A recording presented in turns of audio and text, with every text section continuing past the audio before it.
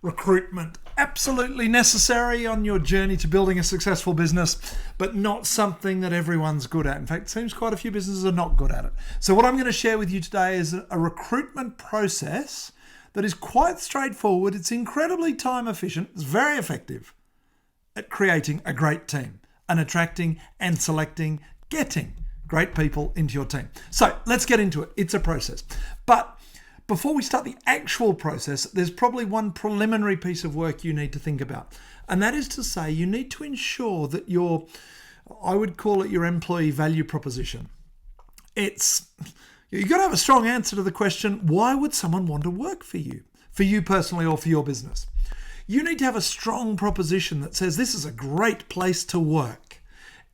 And not only do you have to have that strong answer to that question, but make sure that answer is pretty clear for the world to see. If someone goes to your website who is a potential candidate to work there, they'll see something about why it's such a great place to work. They might talk to people who've worked there. They'll hear about it. They might see that you've won awards as a great place to work. You're on the list of best places to work in Australia, so to speak. So make sure you've got a strong value proposition for staff. That's a preliminary piece of work if you ever want to attract good talent and indeed keep them. Then let's get into the process. The process is based on two foundational principles. One is that you must recruit for attitude, train for skill. We've all heard it before, but most processes just don't do it. And the other is time efficiency. This process will take 5 hours of your time, and that's it. As the manager doing the recruiting requires only 5 hours of your time. Great. So step one. And let's assume you've made the decision to recruit someone. You've got clear on the role. Very important to have accountabilities clear. Get that role really clear. Time to write the job ad and put it out there. However you're going to do it. Even if it's word of mouth, you still have to create what it is you're looking for. What it is you're putting out into the public sphere to attract people. Which is to say that it needs to be a sales pitch. It needs to be a marketing document. If it is actually an advertisement, a job ad, I would recommend minimum of 2/3, probably 3/4 of it, need to be focused on selling the business and the role, selling the opportunity, making it clear how fantastic this is for someone. You're trying to attract people, and in particular, you're trying to attract the best talent. So I see too many ads where 3/4 of the ad, if not more, is all about these are the requirements, the qualifications, the work you're going to have to do, the experience you must have, so on and so forth. There might be a little bit of that you include, but definitely less than 1/3 and really frankly less than 1/4 or even less. Primarily try and attract people. And critically, you can do so because they're going to apply by phone, by calling you. Not by CV, email, that stuff, which is a waste of time. Reading CVs at this point in the process is a complete waste of time. They don't tell you anything. But get people to apply by calling you. So the ad will say something like, if this sounds like you, call the following number. Call Andrew on this number by next Friday afternoon at 5 p.m. And the ad should be open for about a week and a bit. Really talented people have options. And mostly when you put a job ad out, the majority of candidates will appear in the first couple of days. So if you get someone really talented, interested at the beginning, and then you string this process out for a month, they will have gone somewhere else by then. Do it quickly. So ad goes out for a week. People apply by phone. They call you or they call your admin staff. It doesn't have to be you. Because that call must be capped at 2 minutes. Because in that time, all you're doing is disqualifying people who are clearly not appropriate. You ask them one question. Why are you so excited about this job? And they can't string a coherent sentence together. They don't pick up the phone in the first place because they're scared of talking to people. Maybe they didn't read the instruction because they don't have much attention to detail. None of these are things you want to employ. So great, these people have all disqualified themselves. Okay? So it's after 1 minute of the call, you ask yourself, have they disqualified themselves yet? And if they haven't, great. Invite them to a face-to-face interview. The first interview is going to be a group interview, so it doesn't matter how many people you get. It takes the same amount of time whether you've got 5 people or 30 people. So strongly recommend that you have the group interview first, and that gives you another opportunity to disqualify people.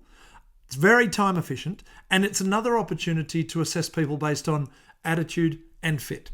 So great, they're now coming to this interview. In this group interview, it's The underlying premise, you and some members of your team should be there and should be assessing the whole way through, assessing all the candidates. But it's not on the specifics of questions they answer or anything like that. You're observing what's the first impression they make. How do they interact with other people? What's the sort of energy they have? What's their overall attitude, enthusiasm? How well do they listen to other people? You're observing these character traits, these behavioral traits that are so important because recruit for attitude and fit is more important. And at this point in the process, that's what you're doing. So you're watching all the time. First 20 minutes or so, maybe half an hour, you're presenting. And remember, you're selling. So you're presenting about the company and the job, and you're making it clear how fabulous it is. Because in that room, hopefully there's a couple of really great candidates. You've got to appeal to them. Once you've done your presentation, you're then asking everyone individually to present for just a couple of minutes to the rest of the room. And you might ask them to present on a couple of questions. Why are you so interested in this? Why does this job sound fun? What's your greatest achievement in life? Why would you be great for this job? Anything like that. Again, you're not too focused on the answer. You're really observing how do they react to the challenge, the unexpected, the discomfort. When they're not presenting, do they actually listen to the others? Or are they on their phone and doing something else? Watch for the behavioural signals. Is this the sort of person you'd want to have around? That's what you're looking for here. Now, after the group interview, you'll be able to narrow it down to a couple on a short list.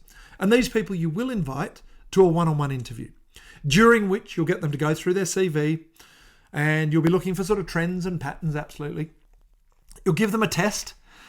So I don't tend to just believe everything I hear from them.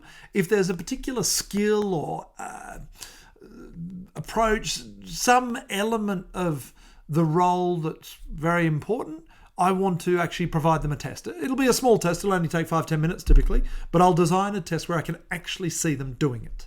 I want to test that. And then I'm going to do something like a disc test, a disc profile, just to make sure that they're not disqualified by dint of being very inconsistent on that. And that, at the end of the one-on-one interview, you'll be ready to offer someone the job, subject to the checking of references, which I strongly recommend you do, but do properly. Too many reference checks. You call the referee and it's like, did he work for you? Yeah. What was she like? Yeah, she's pretty good. Yeah, no, she was nice. Yeah, it was nice having her. Oh, useless waste of time. Be specific. Ask questions like, on a scale of 1 to 10, how good was she at? And insert some critical element of the role. Now, that's a question, by the way, you can use with the candidate. When we talk to your referee, on a scale of 1 to 10, how will they rate you at this skill that's so important in this role? Anything below an 8, red flag. If they're good at this skill, they'll know it. And the referee will say, they'll say, yeah, no, pretty good. Yeah, she closed a lot of deals. She's a closer. Yeah, no, brilliant. 9 or 10 out of 10. Fantastic. Great. But a bit of all right. Yeah, no, 7. So that's a red flag. That's a red flag. Okay? But use the reference check to get specific checks, would be my strong recommendation. So the process I've just outlined, it's very much a process. It's a system. Most of it can be automated, run by your team. Your time should need about 5 hours of your time maximum. It's very efficient, and it gets people who have a great attitude and who fit with your team and who want to be there. It's done quickly. It's a great step. It's a great process in building your great team that's going to run your business for you. So enjoy the process, have some fun with it, and enjoy the team you get out of it. All the best.